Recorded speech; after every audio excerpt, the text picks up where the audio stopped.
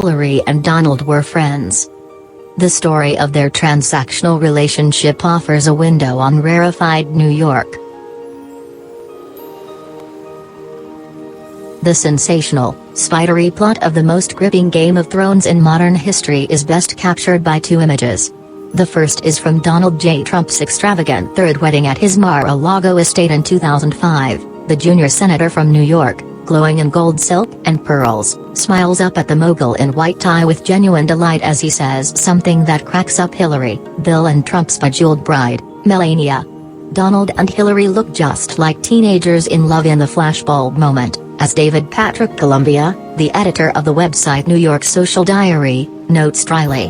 The second, more sinister image is from the St. Louis presidential debate last month. A tan-colored Trump looms behind Hillary like a horror movie fiend as she makes a point, while three of Trump's guests in the front row, women who accused Bill of sexual assault, give her the stink eye and Chelsea and Bill sit nearby looking grim. What a difference a decade makes, from a Babylonian celebration, with Hillary and Bill cozying up to Donald, to a seething face-off, with Donald summoning ghosts from Bill's scandalous past and threatening to throw Hillary in the clink if he's elected. We are in the final days of the first presidential contest between two New Yorkers in 72 years, since Thomas Dewey ran against Franklin D. Roosevelt. The 42-year-old Republican governor of New York used a Trump-style attack on the 62-year-old Democratic president, calling him a tired old man. On election night, the party and the wake will both be held in Manhattan. Hillary will hold hers at the Javits Convention Center, with its literal glass ceiling and, as the Times' campaign reporter Maggie Haberman noted, an air of trolling. Back in the late 1970s, Trump wanted to build the center and slap the Trump name on it, but the city refused. In this historically dreadful and mesmerizing election, which could lead to the death of the Republican Party and the ideological makeover of the Democratic Party, the New York aspect has been largely overshadowed.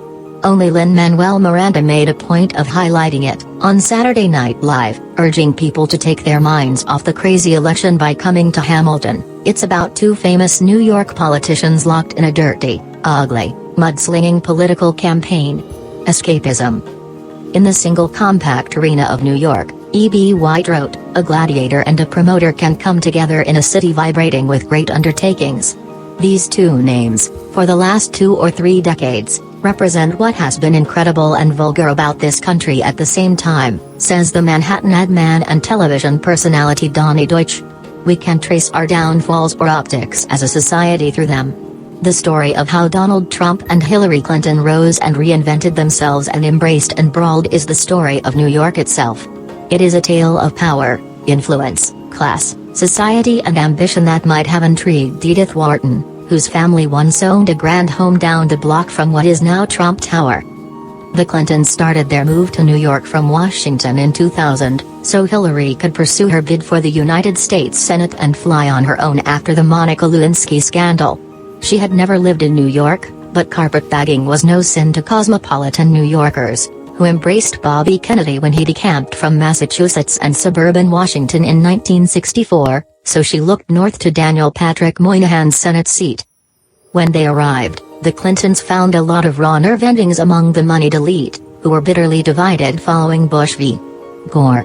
Although wealthy Democrats and Republicans in New York have largely united around Hillary this time, business executives were more suspicious of Gore than they were of the Clintons. In those days, Democrats were complaining that the election had been stolen from them, and Republicans were whinging that it had almost been stolen from them. Hillary knew she should not be seen as a Manhattan insider, so just as Bobby chose Long Island as his base, she chose Westchester. She recast herself as a Yankees-loving New Yorker in the city and a Chicago-born daughter of the Great Lakes when she campaigned upstate New York, and being a senator in the horrific aftermath of 9/11 would change Hillary. It toughened her up, says Senator Charles Schumer of New York. She's harder-nosed about things. Life did that, but New York did, too. Bill also needed a reinvention. After the impeachment and the Mark Rich pardon, he was in bad odor. He had to abandon plans to rent lavish offices for their foundation in Carnegie Hall Tower for almost $800,000 a year after critics pounced. He moved instead into offices in Harlem for $210,000 a year. The mulligan-loving ex-president was snubbed by 4 of the prestigious Westchester County golf clubs he reportedly tried to join. As Trump marveled to me at the time, now Clinton can't get into golf clubs in Westchester. A former president begging to get in a golf club? It's unthinkable. Bill started an elaborate campaign to improve his image, making speeches at colleges and enlisting former cabinet members and other surrogates to talk up his legacy. Once Bill moved up in public estimation, he moved downtown with the foundation. With Hillary's Senate bid underway, the Clintons held out their tin cup.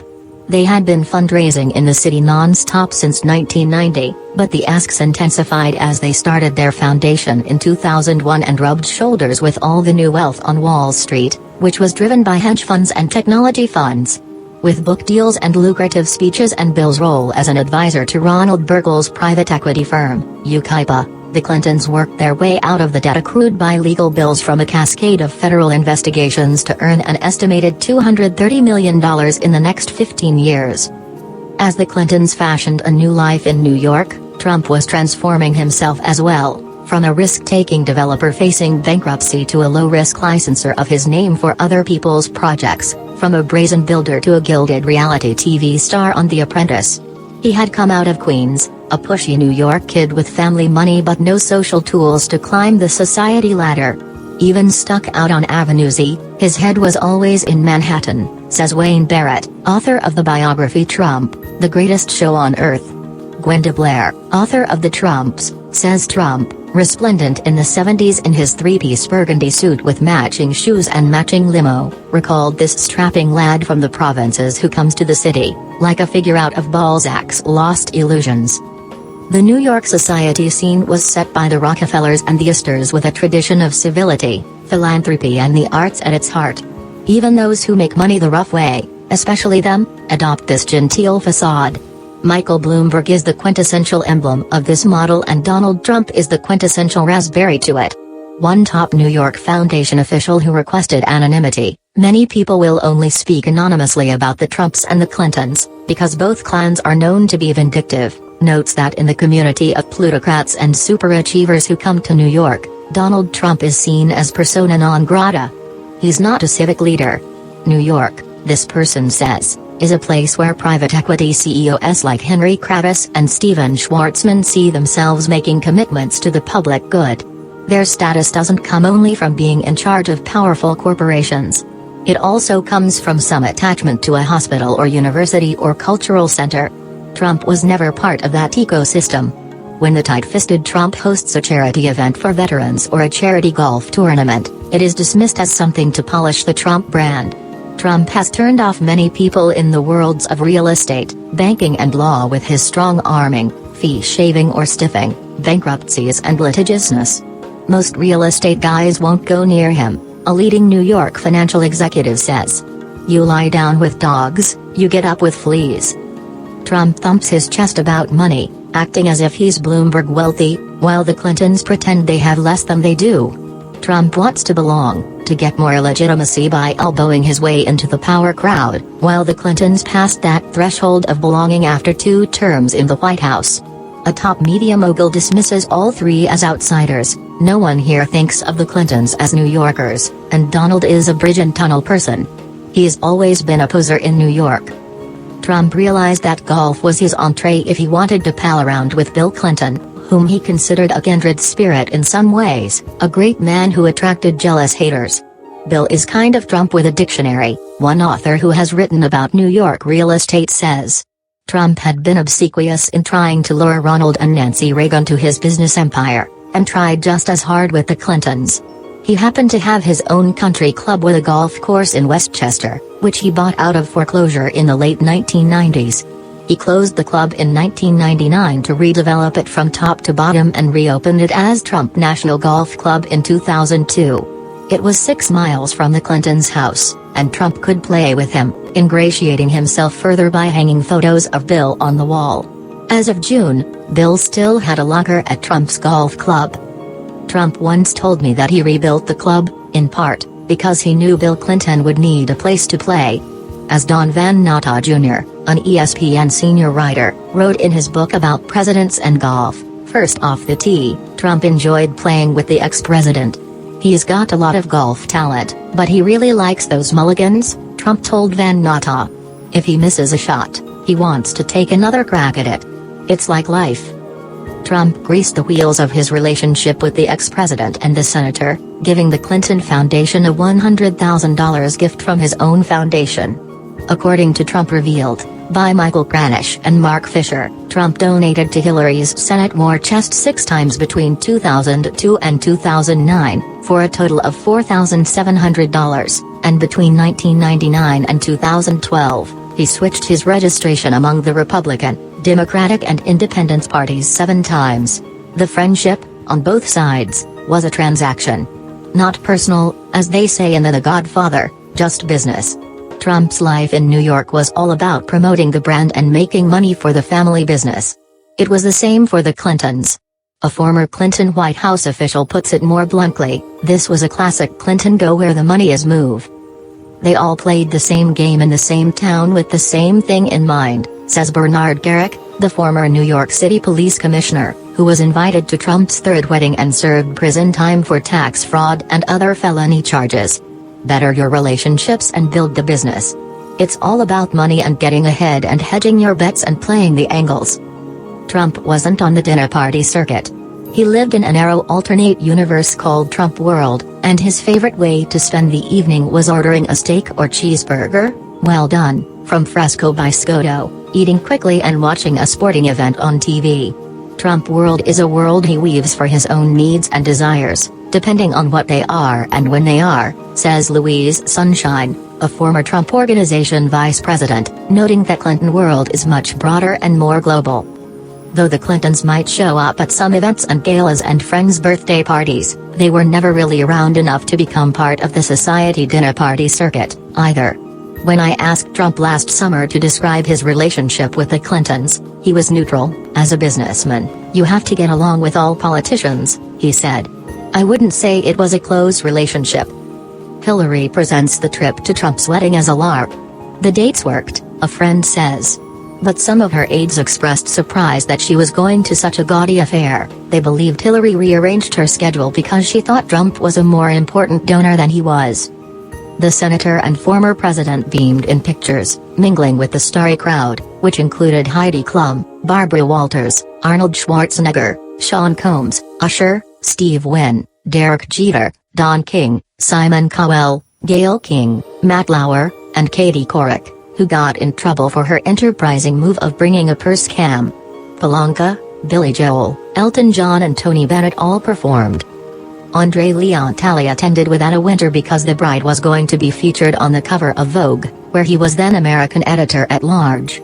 He had flown to Paris to shop with Melania for the dress. She chose a John Galliano for Dior strapless gown worth $230,000 and a Vera Wang cocktail dress to change into later, and he was on duty at the wedding and the reception paying attention to the birthday cake of a dress when Melania was walking around or dancing.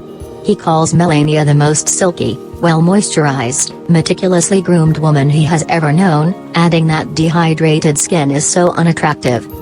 Trump was a reality show star now, starting his 3rd hit season of The Apprentice on NBC. Just as his taste in his apartment at Trump Tower was like Louis XIV dropped acid, as Timothy O'Brien, author of Trump Nation, describes it, so was his 3rd wedding straight up Versailles. This was a man building a ballroom for his trophy wife, Talley said. It was Baroque, the way he loves it. The marble was flown in from Italy, and the ceiling was like a palace, all gold, painted by artisans flown in from France. He had a full-on live symphony orchestra. David Patrick Columbia, the Society editor, asserts that the Clintons were another accoutrement. Donald liked the fact that the Clintons were there because it was just another affirmation of who he had become in his life, a successful person. That's what matters to him. Perhaps the collision of Donald Trump and the Clintons on the biggest stage of all was inevitable. But was it orchestrated? At the restaurant in Trump Tower last summer, I asked the mogul about the Manchurian Candidate buzz, about that phone call he got from Bill Clinton in May 2015, when the businessman and reality star was making up his mind whether to run. The Washington Post quoted 4 Trump allies and one Clinton associate as saying that Clinton encouraged Trump's efforts to play a larger role in the Republican Party. Roger Stone, author of The Clintons' War on Women and a longtime confidant of Trump's, claims that Bill urged Trump to get in the race and told him he thought he could get the nomination. That's why the people with the tinfoil hats are convinced the whole thing is a setup, Stone says. Bill can't help himself from giving advice. He loves the game. He's the great kibitzer. Stone said Trump also asked Bill 3 years ago if anyone could be elected president as an independent, and Bill told him no. I tried to get to the bottom of this murky story that day at Trump Tower, but when you're dealing with Bill and Donald and truth, it's an elusive goal. Did Bill tell you that you should run? I asked. He didn't say one way or the other, Trump replied, over a plate of meatballs. To make the whole conspiracy wackier, when I began fact-checking this story, the Trump Tower version flipped, with Trumpsters saying that the phone call entailed Bill trying to talk Donald out of running because the former president knew that Trump could beat Hillary. This new version was met with eye-rolling and mockery from Clintonistas. Bill Clinton is not Frank Underwood, a former top aide says. I guarantee you he did not call Trump with an Uber plan, where he was 5 moves down the chessboard. He has a theory, you've got to give a lot to get a lot. But he doesn't meddle like that, telling people to get in and get out. Trump shouldn't flatter himself that Bill gave a damn one way or the other. Trump was just another guy on the call list. No matter how Trump got into the race, the way he has conducted it has made Bill burn. Trump escalated his attacks after the Billy Bush hot mic incident, dragging Bill's accusers back onto the stage. No one else would have gone there or said, as Trump did, that Hillary had one of the great women abusers of all time sitting in her house, waiting for her to come home for dinner. As a Clinton ally ruefully notes, the last 15 years, everyone had forgotten about that, and now it's back. Trump also eagerly pounced to lash the Clintons to an astonishing new twist in the FBI email investigation, involving Anthony Weiner, the estranged husband of Hillary's closest aide, Huma Abedin, and his sexts to a 15-year-old North Carolina girl. New York elites have gone from flabbergasted that Trump got this far to debating how the Trump family and one of Trump's top strategists, Jared Kushner, Ivanka's husband and the publisher of the New York Observer, will be received if they have to slink back into town. Some people say the attitude toward the Trump children will be more lenient, others think that the Trump brand is irrevocably damaged and that the whole family will be pariahs. Will the word Trump be used almost in profanity for some time to come among average New Yorkers? Asks Hank Shinkoff, a veteran Democratic political consultant. Likely so. It may be beginning to dawn on Trump that he has thrown acid on his brand. He left the campaign trail during the final push to promote his new Washington hotel. The hotel is clearly struggling, cutting its expensive room rates and losing the famed chef Jose Andres after Andres decided Trump was a racist, a divider. I went to check it out recently, and it had a deserted feel. There was one African-American family posing under the Trump sign, giving a thumbs down, and a strip of yellow crime tape across the front after vandals wrote Black Lives Matter on it. I can tell you, in my crowd, they would rather not do anything associated with Trump, says one advertising and marketing big shot. People are nauseated by what he's doing. Cindy Adams, the New York Post columnist, disagrees. He'll go back to being the most famous face on this planet. No, his brand won't be hurt. Trump will be Trump. Everybody will still want to meet him. Trump has said he hopes that Chelsea and Ivanka, who shared the problems of coming of age when their fathers were enmeshed in very public affairs, can remain friends.